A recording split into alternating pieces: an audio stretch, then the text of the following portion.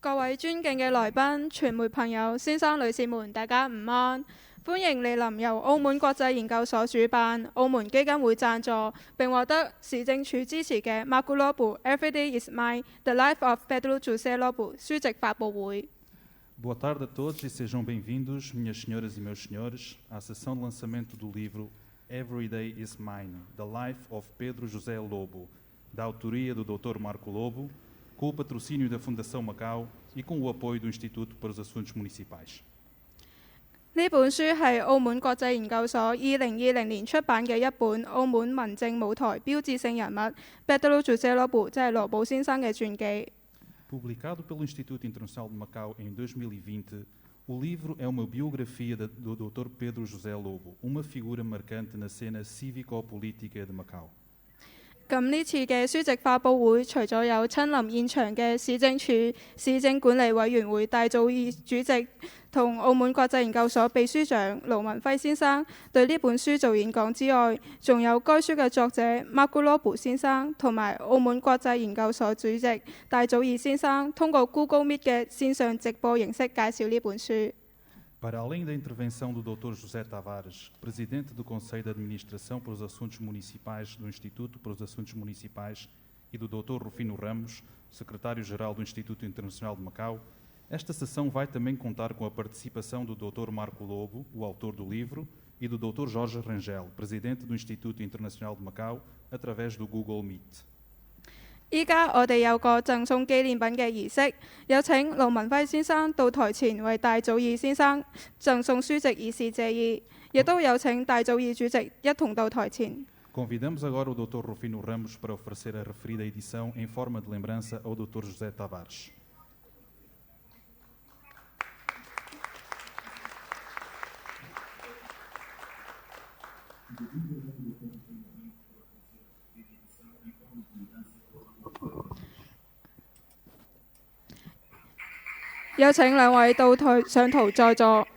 Pedimos ao Dr. José Tavares e ao Dr. Rufino Ramos para se sentarem na mesa da apresentação.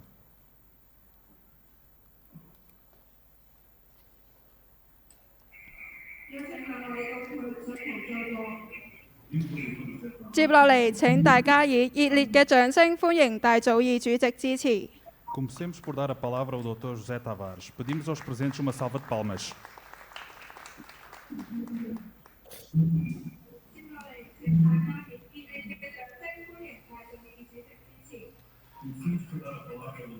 Excelentíssimo Sr. Presidente do Instituto Internacional de Macau, Dr. Jorge Rangel, Excelentíssimo Sr. Secretário-Geral do Instituto Internacional de Macau, Dr. Rufino Ramos, Excelentíssimo Sr.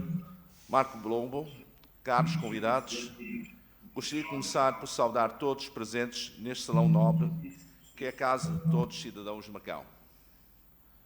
Há personalidades de Macau que não podem cair em esquecimento. Pedro José Lobo é uma delas. E é por essa razão que muito me orgulho de estar hoje aqui, presente nesta cerimónia de lançamento do livro Everyday is Mine: The Life of Pedro José Lobo, da autoria do Marco Lobo. O Salão Nobre do Instituto para Assuntos Municipais, onde nos reunimos, foi escolhido por uma razão muito especial. Pedro José Lobo foi presidente leal ao Senado entre 1959 e 1964. Este ofício faz parte da vida desta figura emblemática de Macau, possuidor de um percurso profissional e contributo para Macau incomparáveis. O seu retrato está pendurado aí, nas paredes, foi homenageado pelo leal Senado que proclamou cidadão honorário de Macau em 1955. E o seu nome foi atribuído a uma das ruas da cidade. Gostaria de dar os parabéns ao autor, também neto de Pedro José Lobo, por esta bonita homenagem ao avô e pelo contributo que este livro tem para preservar a história de Macau. Pedro José Lobo nasceu em Timor, chegou a Macau para estudar em 1901. Fluente em português e chinês, começou por ser professor de matemática, funcionário bancário, chegou ao cargo de chefe de repartição central dos serviços económicos, desempenhou durante 27 anos. Empresário, político, filantropo, músico, dirigente associativo e dinamizador cultural de Macau, desempenhou um papel de destaque durante a Segunda Guerra Mundial e a ocupação japonesa, o incidente das Portas de Cerco, entre outros. O livro Everyday is Mine, The Life of Pedro José Lobo, não deixa escapar qualquer pormenor sobre a vida deste grande homem. Antes de terminar, também gostaria de frisar que o Sr. Dr. Pedro José Lobo também foi sócio benemérito de Santa Casa, assim também um grande benfeitor do Colégio do Bosco, que eu andei a estudar também nessa escola. Gostaria igualmente de felicitar também o Instituto Nacional de Macau por apoiar o lançamento desta obra e continuar a incentivar de forma ativa a preservar a cultura e a história de Macau. Obrigado.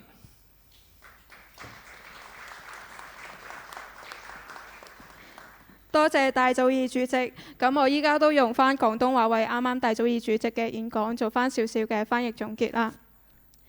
首先，戴祖義主席向各位來賓問好。咁羅寶先生係澳門其中一個永垂不朽嘅人物，能夠出席今日嘅書籍發佈會，戴祖義主席都感到十分榮幸嘅。咁之所以選擇喺市政署大禮堂呢個地方作為今日大家聚首一堂嘅地方，係基於一個十分特殊嘅原因。咁就係羅寶先生喺1959年至1964年期間係擔任澳門市政廳嘅廳長。咁呢座大樓呢，係屬於呢位澳門象徵性人物嘅生命嘅一部分啦。咁出生喺東帝汶嘅羅寶先生喺1901年就嚟到澳門讀書㗎啦。佢講住流利嘅中文同葡文，令佢有無與倫比嘅職業生涯同埋對澳門嘅貢獻。佢嘅肖像畫都掛咗喺牆上邊。咁為咗表示對羅寶先生嘅敬意呢，澳門市政廳喺1959年向其頒授澳門榮譽市民嘅稱號，而且係用佢嘅名為本路嘅一條街道命名嘅。咁戴祖義主席都恭喜呢本書嘅作者，即係羅寶先生嘅孫。咁佢藉住呢本書對佢嘅爺爺嘅生平係有巨細無遺嘅交代啦。而且係向佢致以盡美嘅敬意，以及對澳門歷史嘅傳流係作出貢獻嘅。同時，戴祖義主席都祝賀澳門國際研究所承蒙佢嘅協助，呢本書可以發行。佢持續對保留澳門嘅文化同埋歷史嘅傳流係俾咗一個好積極嘅鼓勵。咁接落嚟，我哋都有請盧文輝先生致辭。Obrigado, Dr. José Tavares. Vamos agora passar a palavra ao Dr. Rufino Ramos.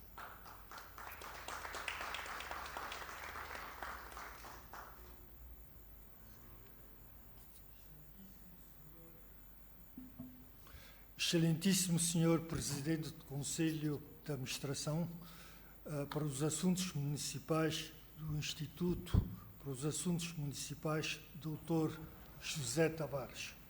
Excelentíssimo Senhor Jorge Rangel, Presidente do Instituto Internacional de Macau, Mestre Marco Lobo, caros convidados, eu queria destacar também o Senhor Luís Lobo, neto do Senhor Dr. Pedro José Lobo, aqui presente, ilustres membros da comunicação social, minhas senhoras e meus senhores. Em primeiro lugar, venho saudar a presença de Vossa Excelência, Senhor Presidente, e de todas as pessoas que estão a assistir a esta sessão neste magnífico e histórico Salão Nobre, que foi do Leal Senado de Macau e que foi testemunha da presença de muitas personagens ilustres, acesos debates e subsequentes deliberações que que moldaram a história desta cidade. Cidade que continua a ser do santo nome de Deus e como ela não houve outra mais leal. Pessoalmente, sinto-me honrado por esta oportunidade. O Dr. Jorge Rangel, que se digna participar neste evento através de acessíveis tecnologias modernas, vão um bom dia e um abraço. Do mesmo modo, ao ilustre autor do livro, Marco Lobo, agradeço a sua prontidão em aceitar falar do Japão neste sábado de descanso para ele. O Dr. Pedro José Lobo, como bem descreveu o Sr. Presidente do IAM, foi uma figura incontornável na história de Macau. A ele se deve a sobrevivência de muitas almas em Macau durante aqueles dias negros da Segunda Guerra Mundial, em que Macau teve de acolher mais de 500 mil de refugiados e o governo teve de tomar decisões, algumas controversas, para negociar contrapartidas por alimentos para essas bocas, enterrar os mortos e cuidar dos vivos, mas mantendo sempre a dignidade e o prestígio da administração.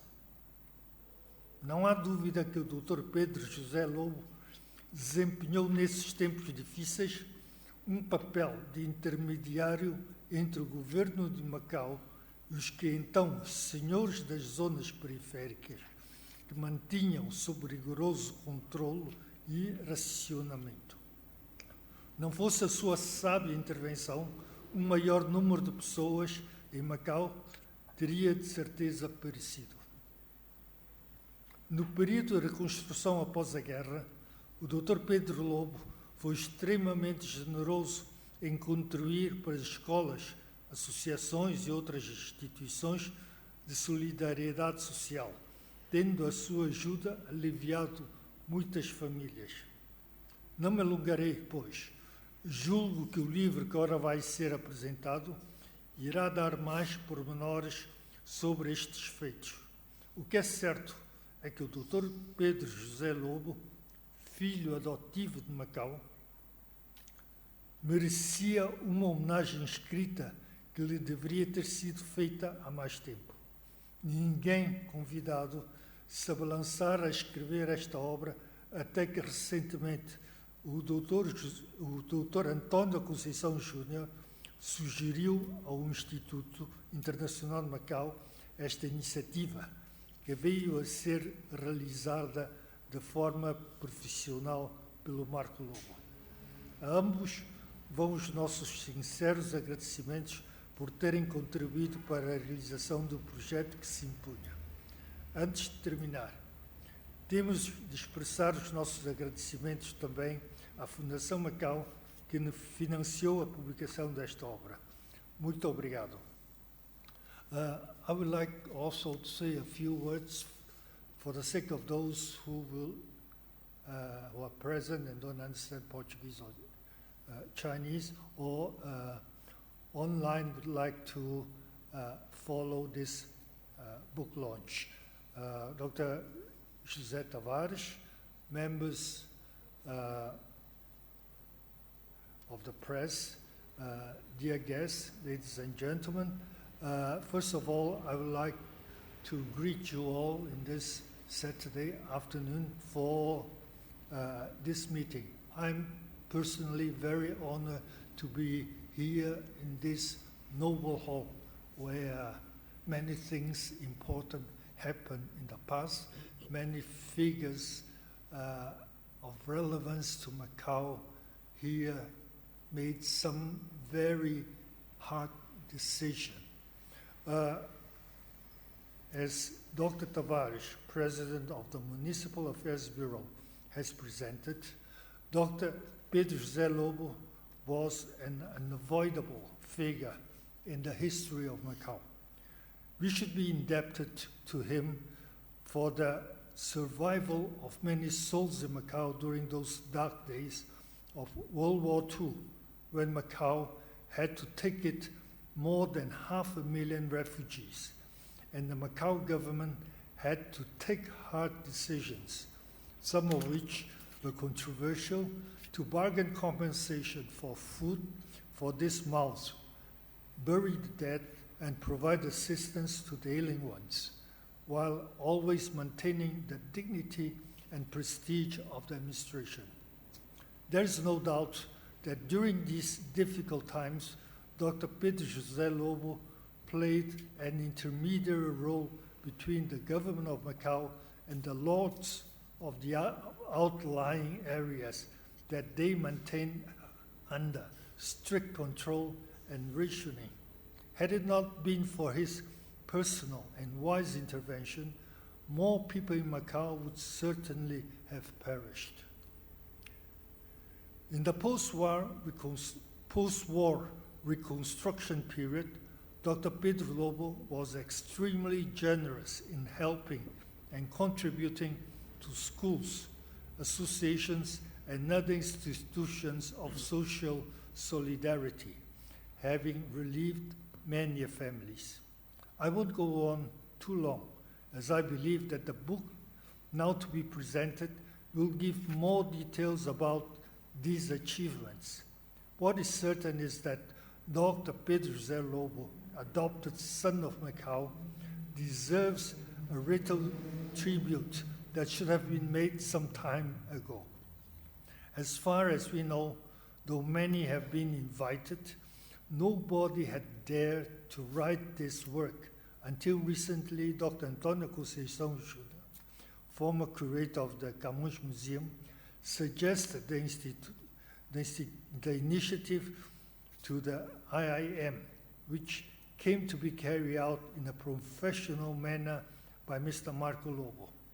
Our sincere thanks go to both for having contributed to a realization of an important project. Thank you all for your attention. Thank you.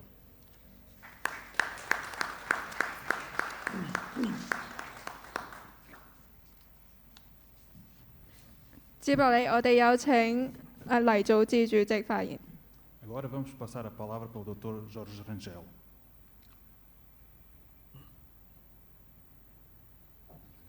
Caros amigos, muito bom dia em Lisboa, boa tarde em Macau, boa noite em Tóquio. Não sei se estão a ouvir, conseguem ouvir bem? Cabe-me, como presidente do Instituto Internacional de Macau, dirigir saudações muito cordiais a todos quantos acompanham esta sessão no Salão Nobre do IAM em Macau, outras através do Google Meet ou através do Facebook, em casa, no escritório e nas casas de Macau, na vasta diáspora macaense. Uma saudação especial e um grande abraço vai para o autor do livro que é hoje apresentado, Every Day is Mine. Aqui está o livro, um magnífico livro, The Life of Pedro José Lobo. Marco Lobo, my special greetings to you. Good morning, good evening, where you are now, in Tokyo. Bem como ao presidente, membros e colaboradores do IAM, e aos meus colegas do Instituto Internacional de Macau, bem como a todos quantos estão a recordar e homenagear uma personalidade singular e marcante da primeira metade da história de Macau do século XX, que prestou elevadíssimos serviços a Macau, em bons e maus momentos, como foi já referido, em horas de felicidade e também de angústia e de enormes dificuldades, enormes provações, porque Macau passou. Por ter presidido ao Leal Senado, centenária instituição genuinamente macaense, e por ter sido proclamado cidadão honorário de Macau, distinção muito relevante que lhe foi unanimemente atribuída pela direção municipal, além de altas condecorações e outros galardões que recebeu, justifica-se plenamente que o lançamento deste livro seja feito no Salão Nobre desta Casa do Povo de Macau, que foi o Leal Senado e que, na vigência da RAEM, foi convertida em Instituto para os Assuntos Cívicos Municipais e agora Instituto para os Assuntos Municipais. Felicito calorosamente o autor, congratulations Marco Lobo for this remarkable undertaking, pela forma como abraçou e muito bem realizou este importante projeto, que o IEM imediatamente apoiou e publicou, incluindo na sua prestigiada coleção editorial, chamada Suma Oriental, muito apreciada em círculos académicos e culturais e no seio de organizações macaenses, locais e da diáspora.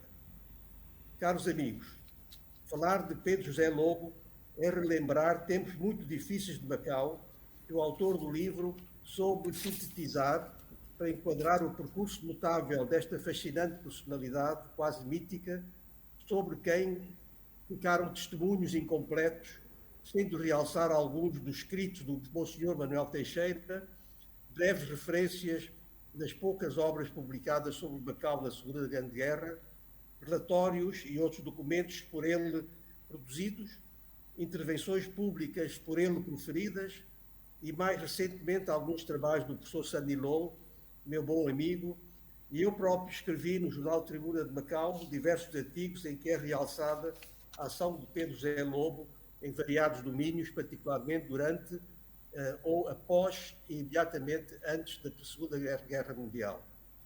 Esses artigos integram uma já longa série que preenche 16 volumes publicados, constituindo um modesto contributo para a memória de Macau.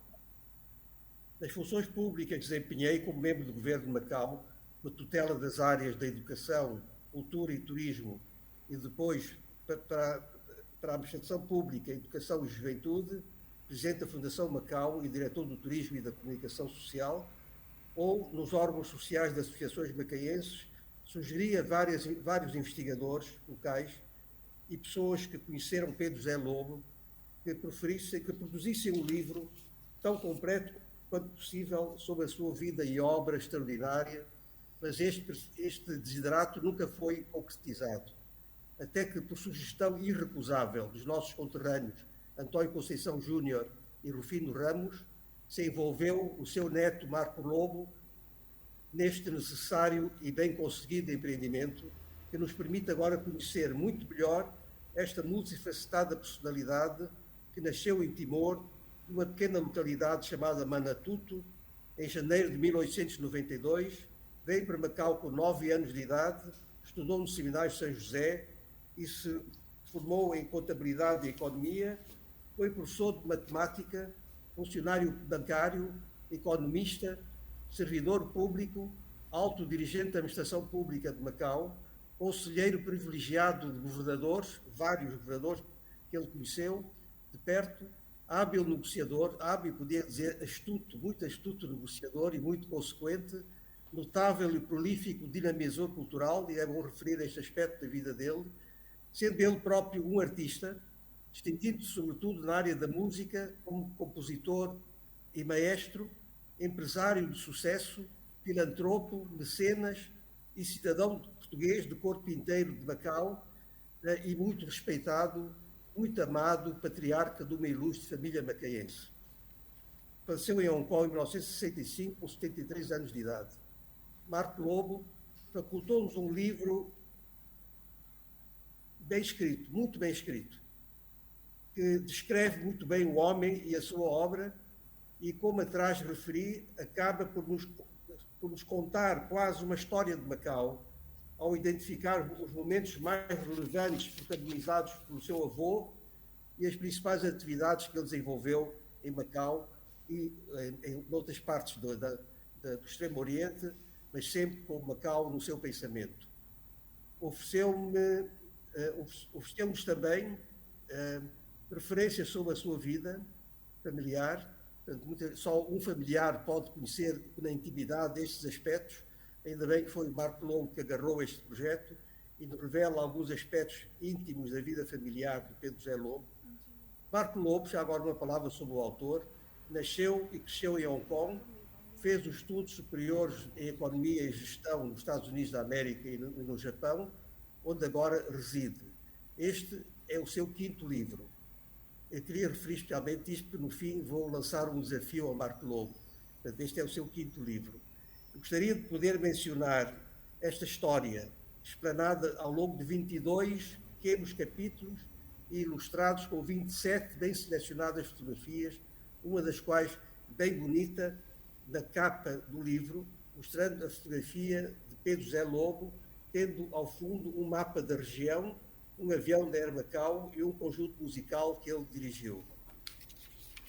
Mas é tempo de dar a palavra ao autor. Eu gostaria de referir tantos acontecimentos que estão neste livro, desde a vinda para Macau de Pedro José Lobo até o seu envolvimento em tantas iniciativas, quer da esfera pública, quer da âmbito empresarial, entre as quais a Air Macau, que ele tanto acarinhou e que foi tão importante para Macau a certa altura da sua vida. Mas tenho que dar a palavra ao autor, mas antes de o fazer, queria só deixar aqui 2 notas finais. Uma tem a ver com o facto de eu próprio ter conhecido Pedro José Lobo. Ele faleceu em 1975, quando eu era jovem estudante universitário em Lisboa, mas ainda rapaz conheci o Pedro José Lobo e conheci os seus netos, fui amigo de alguns deles, e sou ainda, e visitei a casa dele, a Vila Verde, assim como visitei a sua casa de férias em Coloane, que mais tarde, quando era diretor do Turismo e da Comunicação Social, foi convertida em pousada, portanto, um estabelecimento hoteleiro, foi o único que existiu em Coloane durante muito tempo. Também queria, para finalizar, podíamos estar aqui horas a falar de Pedro José Lobo, e creio que depois deste livro publicado, outras pessoas vão ficar interessadas em conhecer mais profundamente a vida deste grande homem de Macau. Ele, apesar de ter nascido em Timor, foi sempre assumidamente macaense, assumidamente português. São aspectos que gostava de registrar aqui, mas termino lançando um desafio ao Marco Lobo. I would like to challenge Marco Lobo now for another undertaking that I suppose you can produce and you can be very successful in doing it. Acho que ninguém melhor que Marco Lobo poderá escrever um livro sobre o seu pai, sobre o seu saudoso pai, Rogério Lobo, Sir Roger Lobo, que merece também uma biografia muito bem feita. Eu conheci perto, lidei muito com ele, foi uma grande personalidade da vida de Hong Kong, foi membro do Conselho Legislativo e desempenhou diversos cargos, foi também um empresário de sucesso, um grande português de Macau, que passou a sua vida toda praticamente em Hong Kong. Portanto, deixo aqui este desafio por Marco Lobo. You have still a lot to do, so I hope that you can accept this challenge, write about your father and produce a book in the coming years. Of course, we will publish it. Vamos publicar este trabalho certamente. Deixo aqui ao Dr. Rufino Ramos também este desafio, uma vez que lhe cabe em Macau coordenar como secretário-geral do Instituto todas as nossas atividades. Até isto que eu queria dizer. Obrigado a todos. Vamos continuar. Posso dizer que ainda há dias já recebi um telefonema do investigador que reside em Lisboa, que ao saber do lançamento deste livro pediu-me um exemplar, porque eu gostava também de escrever sobre Pedro José Lobo durante a Segunda Grande Guerra. Vamos continuar a estudar esta personalidade, porque o que está aqui é muito já, mas muito ficou por dizer. Meus senhores e meus senhores, muito obrigado. Vai ser feito agora um pequeno resumo em chinês daquilo que eu acabei de dizer. Obrigado a todos e parabéns para Marco Lobo. São as palmas. Thank you. 多謝黎祖智先生。咁同樣地，我都用廣東話做翻少少嘅翻譯總結啦。咁黎祖智先生對各位來賓都表示十分歡迎，一同親臨或者通過 Google Meet 出席係呢個對於我哋嚟講咁意義咁重大嘅地方。咁都祝賀該書嘅作者即係 Marco Lobo 先生啦，寫咗一本非常重要嘅書籍。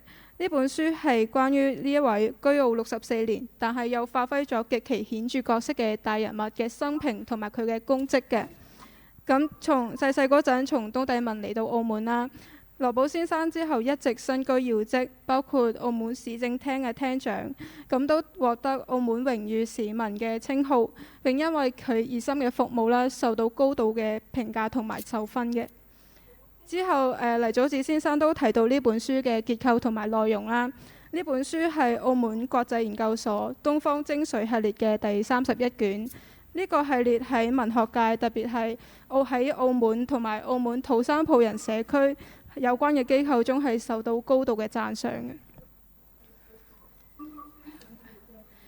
咁喺黎祖智先生任職澳門政府成員期間啦，都負責教育啊、文化、旅遊方面嘅。咁後來仲成為行政教育暨青年事務政務司。咁曾經都多次邀請本地嘅人物寫一本盡可能完整咁關於羅寶先生嘅作品，咁但係後來冇完成到啦。咁所以好高興今日澳門國際研究所可以出版一本寫得咁好、咁全面嘅書籍，咁可以俾我哋認識到呢位咁全面、身居數職嘅大人物。咁喺羅寶先生細細嗰陣呢，黎祖智先生仲喺里斯本讀緊大學嘅，但係當佢後生嗰陣，即係澳門嗰陣呢，係已經識咗羅寶先生㗎啦。咁之後都識埋佢嘅家庭成員。喺黎祖智先生任職澳門官員嗰陣呢，佢仲知道埋羅寶先生嘅住所啦，其中包括係黑沙嘅度假屋。咁之後啦，黎祖智先生擔任澳門新聞旅遊司司長嗰陣呢，呢間度假屋就變咗係賓館啦。咁之後呢，佢都講到馬古羅布非常好咁完成呢本作品呢，係非常值得我哋嘅感謝同埋認可嘅。咁依家黎祖智先生都向馬古羅布先生提出一個建議啦，就係寫一本關於佢二世父親就係羅齋羅布嘅書籍。咁而羅齋羅布呢係澳門係香港葡萄牙社區重要嘅人物嚟嘅。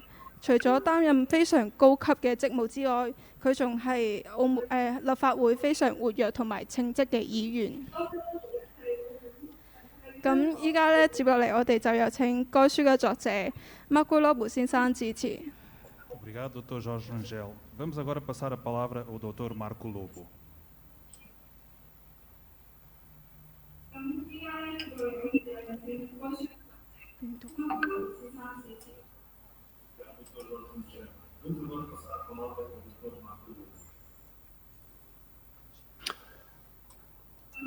Thank you very much. It's a great honor to be with you all in this room. I wish to thank, of course, in particular, Dr. Jorge Rangel. Thank you, sir, for your support and very kind words. And of course, Dr. Rufino Ramos, who guided me through the project from the very beginning. Thank you, Rufino. And thank you for organizing this wonderful event. Thank you also to Dr. Tavares for your introduction to the book. And of course, greetings and thanks to all of you in attendance, either in person or virtually through the live feed. I know there are quite a lot of you watching at the moment. So if I can just say a few words about the book.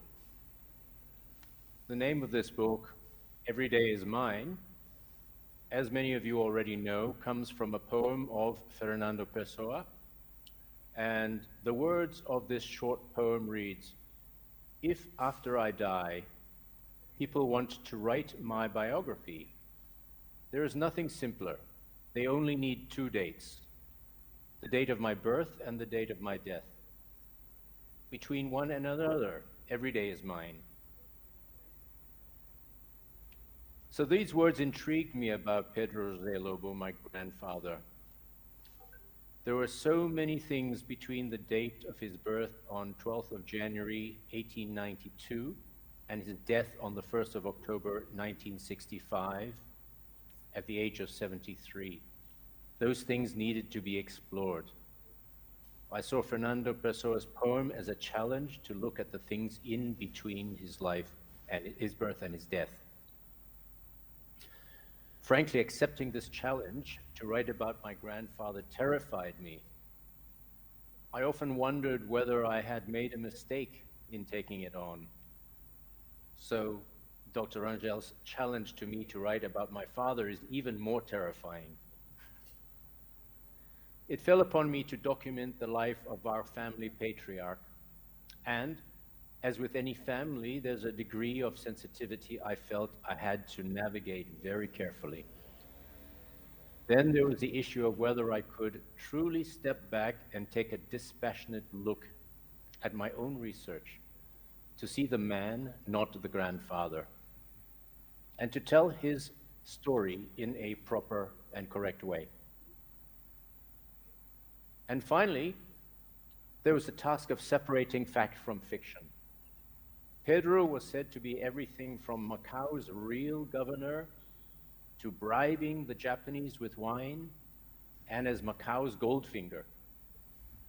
So these things made me even more curious and urged me to look deeper. There were so many stories about PJ Lobo over the years that parsing them against a timeline and then cross-checking and double-checking became a constant task, and eventually that task became an act of love and respect.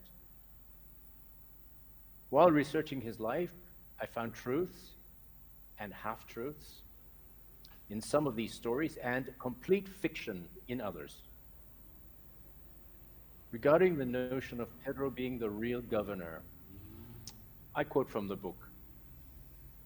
In spite of occasionally keeping Governor Teixeira in the dark over certain matters, perhaps for his own good, Pedro had a good, close working relationship with him. Referring to Governor Teixeira in Pedro's own words, he says, "I do so much that he doesn't even know about." It's worth noting that from the time of his arrival in Macau in 1901, up to this period with Governor Teixeira, Pedro had seen 19 governors come and go, and there would be 5 more governors after that, before his death. That left open a perpetual window. I also refer to this window as a power vacuum into which he stepped and he would stay in. I learned about the story of bribing the Japanese with wine through the words of the historian and scholar Monsignor Manuel Teixeira, a great friend of Pedro's and a graduate of St. Joseph's Seminary. The Monsignor said, "During the Pacific War, after having advanced across southern China, Macau appeared as easy prey for the Japanese hordes. One night, we began to hear the unbearable noise of Japanese cannon fire that had earlier blasted Hong Kong. The artillery, which was based across the border in Zhongshan, began to bombard Lapa Island day and night. It was impossible for anyone to sleep, and the city was overcome by fear. Pedro boldly decided to attempt a personal meeting with the commander of the Japanese troop. He got into his car and drove to the Portas do Cerco, where, identifying himself, he asked to see the senior officer. As the officer approached in a demonstration of Oriental diplomacy and courtesy, Pedro greeted him with a friendly smile. "We are very tired of these bombings," Pedro said. "Macau has nothing to do with this war. And besides, we are friends." The officer replied in annoyance, bristling with Pedro's audacity, to which Pedro responded, "I have come in friendship and to offer you a box of excellent port wine, along with an invitation for you to have dinner with me tonight in Macau."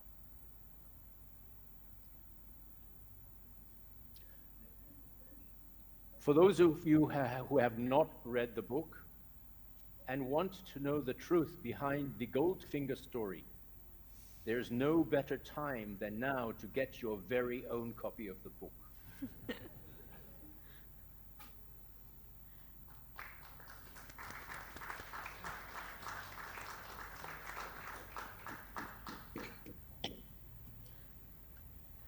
Up to the point of accepting the project, we as a family believed that Pedro José Lobo's legacy belonged to us as a private family, that it was to be safeguarded and revered. But as I spoke to people in Macau about Pedro Lobo, it became clear that I was wrong about this. His life work was all about Macau and its community, and his legacy was something jointly shared by the people he served. It is for this reason the book is dedicated to the people of Macau. The book details, year by year, the things that occurred during Pedro's lifetime and goes into some of the most important events, such as the Bordergate incident. It's my sincere hope that readers of this book will get a sense of the resilience of Macau and its people in the period of Pedro's life from 1892 to 1965. While doing the research for this book, I saw that Macau came under constant threat of internal and external incidents that threatened its very existence. It was in Pedro's teenage years that he formed a clear vision for the continuity of Macau. I read a passage from the book. Even after the official declaration of a republic in 1912, the unstable situation in China lasted for a prolonged period, involving a highly complex set of circumstances. For Macau, this meant having to survive the effects of its colossal neighbor, embroiled in a civil war between two governments, one in neighboring Guangdong and the other based in Beijing in the north. Hostilities in Guangzhou were a real threat to peace in Macau. The civil war fought between warlords would continue until 1928. Life went on in Macau, albeit with a heightened sense of alarm during those turbulent years. Macau's population endured crisis after crisis, hoping for the best. Living through such momentous changes while Pedro was still in his late teens had the effect of normalizing bad news. One thing, however, became crystal clear to him. Macau's survival and prosperity depended on how valuable she was to any would-be invaders as an independent territory. Pedro understood that for Macau to survive, it had to be useful, and he did everything he could to ensure that. To the people that mattered, an independent Macau would be seen as useful. This concept was something he would later write about when completing his doctoral thesis. And if you'll indulge me with one other short passage from the book, one that is deeply personal, it's a memory of my grandfather while he lay in a hospital bed during his final days. Each breath is labored, like trying to suck air through a crimped straw. The sound of Happy Valley's afternoon traffic drifted in through an open window of the hospital room at the Hong Kong sanatorium. "Is he awake?" I asked my mother. "He's resting with his eyes closed, but he knows you're here," she said. I looked up at her and gave her one of those little boy nods that shows I'm not convinced. My grandfather seemed to be in deep sleep. He appeared frailer than the last time I saw him a few weeks earlier. His hair, still dark but thinning, was swept back over a large forehead and fell limply onto a starched white pillowcase.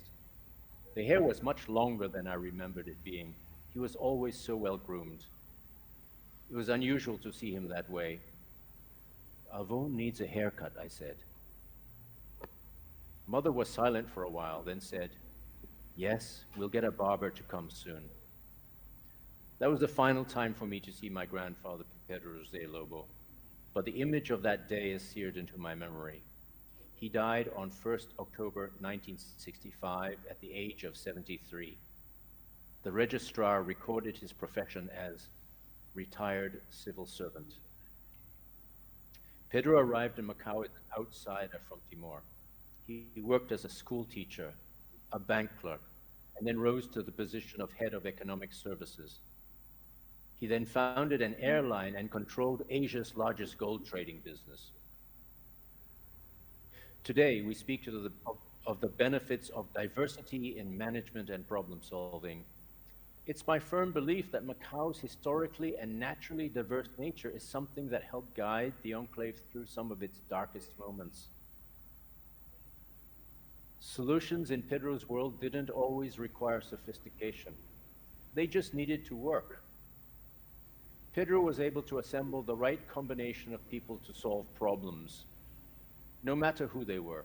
At times, such as during the Second World War, some of the partners were brought together in an uneasy and somewhat unpalatable alliances, such as the formation of the Companhia Cooperativa de Macau, the CCM, of which one partner was the Imperial Japanese Army. Macau is now once again at one of those crossroads, at a time of self-reflection and an examination of its place as part of China and of the world. Several days ago, I told someone that I felt that the world in those days of Pedro's life was a simpler place. As I reflected, I decided that Pedro's world was just as complex as our world today. The question is whether there are the steady hands needed now to navigate through the turbulent seas ahead of us. Thank you again to my host, the IIM, for this happy opportunity, and to all of you for attending. Thank you. Well done. Read the book. Read the book. 好多謝馬古羅布先生。咁依家我哋進入到問答環節。 Obrigado, Dr. Marco Lobo. Vamos agora proceder à sessão de perguntas e respostas pelos convidados e participantes presentes.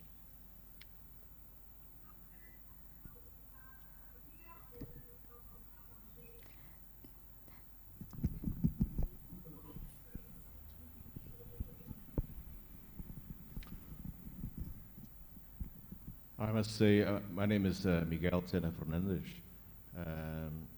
Hello, Marco. Hello, Dr. Rangel, Rufino, Zé. I want to congratulate the Institute for this initiative, for launching this, I would call, very important book about an important personality of the history of Macau. I've heard many stories about. Okay, I've heard many stories about Pedro Zé Lobo, and it was a very mythical figure for me. My dad many times has referred to him, but I'll make it short. I have a short story to tell about Pedro Zé Lobo. And your father too, okay? So my father always told me that we should always be thankful to Dr. Pedro Lobo. I said, why? Why should we have to feel this thankful? He said that because Dr. Pedro Lobo saved your grandfather's life, and thus our lives, our family. I said, why? Can you tell me the story? Okay, we will go back to the 30s, late 30s, and everybody was playing with the stock exchange. All right. So we were in 1937, 1938, and there was a crash there. In that time, my grandfather, he was very keen on playing this exchange game, but he was a very important person in the Banco Nacional Ultramarino. He was accountant. I don't know what he did. We don't know really what he did. The true fact is, when the stock crashed, he had to save his stocks too. So he might have done something in the bank. Well, I don't know what kind of things. But he was in a very bad position because he would be held responsible for something that the accounts would show that would be never benefit him. So he would say that I am going to jail because I will be held responsible. And he eventually had said goodbye to the family in a very, very sad way. He lost everything. He went bankrupt. But the problem is, he will go to jail, as he said.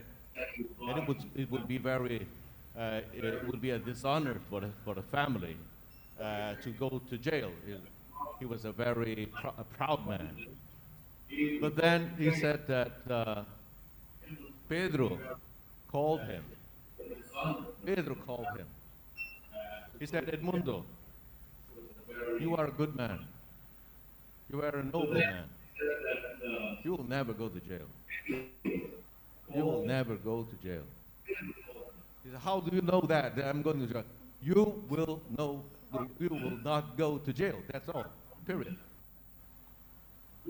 And he never went to jail. My granddad never knew what he did, but he did something. Actually, he did something. So my granddad just kept the story. He passed to my dad, and he has always said, Enrique, you should always be thankful to Dr. Pedro Lobo. And he passed to me. And so he told the story. But then when my dad was very he was ill at that time, he just told me, I couldn't thank Pedro Lobo for that. And I cannot go to Hong Kong and thank Roger for that. Okay, we will manage in some way to thank. Maybe write him a letter. No, I have to say it face to face. Okay, my dad passed away. So one day I went to Grupo Creo, and I saw Sir Roger Lobo, and finally I could tell him this story and thank him very heartily for what his dad did to my granddad. And this is a family story. So we were very friends. Since then, I would go to Hong Kong quite frequently, and I would call Sir Roger Lobo. He would drive with his Mercedes-Benz. His Mercedes-Benz, he was driving even in 80 years old. He would drive. He would give me a lift, and we will have lunch. So that's it. To my story, to Pedro José Lobo. I wasn't supposed to tell a story right now. Is this before a story of your granddad? But I just had to tell you about this. Thank you very much.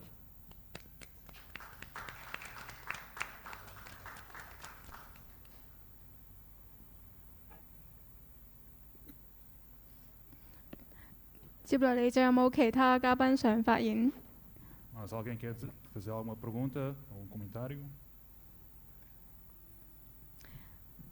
咁好，再次多謝大家，感謝各位出席今次嘅書籍發佈會啦。咁今次發佈嘅書籍都喺大禮堂入口嗰邊有得售賣嘅。祝各位閱讀愉快，週末愉快。 Muito obrigado. Esta sessão de lançamento dos livros está terminada. Desejamos a todos um ótimo fim de semana. Os convidados e participantes poderão adquirir a edição perto da saída do salão. Boas leituras.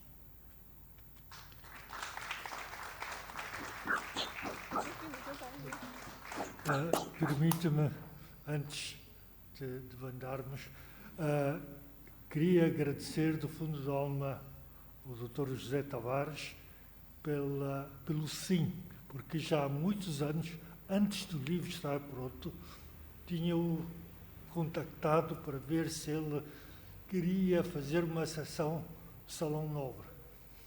Ele não hesitou e disse sim. E hoje temos ele aqui, num sábado, em vésperas de ir de férias, a aceitar este compromisso e estar aqui presente para apresentar. Em segundo lugar, ao Marco Lobo.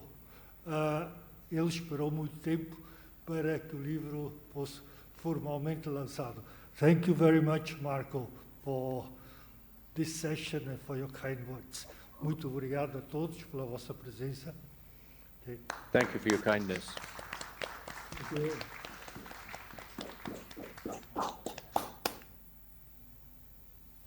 Thank you, Dr. Angel.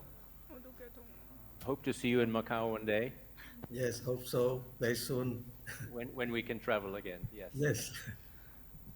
Thank you.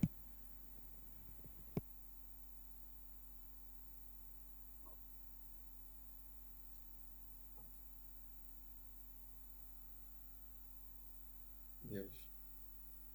Adeus.